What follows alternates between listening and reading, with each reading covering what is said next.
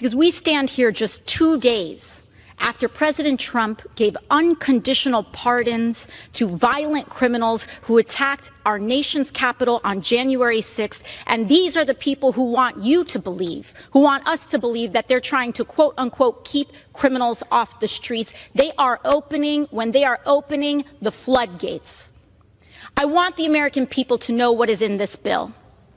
Because in the guise and in the wake of tragedy, we are seeing a fundamental erosion of our civil rights. In this bill, if a person is so much as accused of a crime, if someone wants to point a finger and accuse someone of shoplifting, they will be rounded up and put into a private detention camp and sent out for deportation without a day in court, without a moment to assert their right and without a moment to assert the privilege of innocent until proven guilty.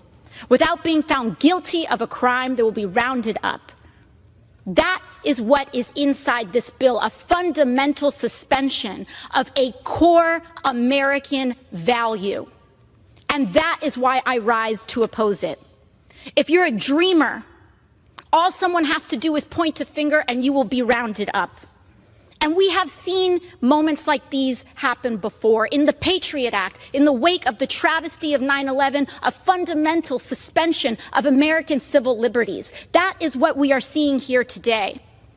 Mr. Speaker, you may wonder why so many of our friends across the aisle who care so deeply about the rule of law happen to be so desperate to pass this bill, after they are unleashing people who attacked police officers here on this Capitol into roaming our streets, who are publicly saying now they want to get a gun. Suddenly, these folks care about public safety? I don't think so.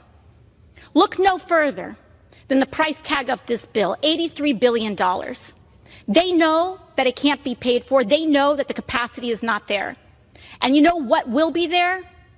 Private prison companies are going to get flooded with money, who give this money, no doubt. I want folks at home to look.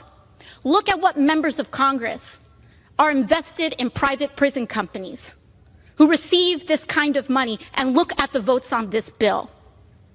It is atrocious that people are lining their pockets with private prison profits in the name of a horrific tragedy and the victim of a crime. It is shameful. It is absolutely shameful.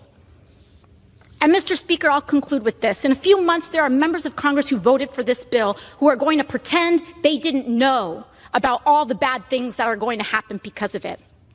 So when a private prison camp opens in your town, when a dreamer... Time has expired. I yield the gentlelady an additional 30 seconds. So when a private prison camp opens in your town, and they say, we didn't know this was going to happen, know that they did, and they voted for it.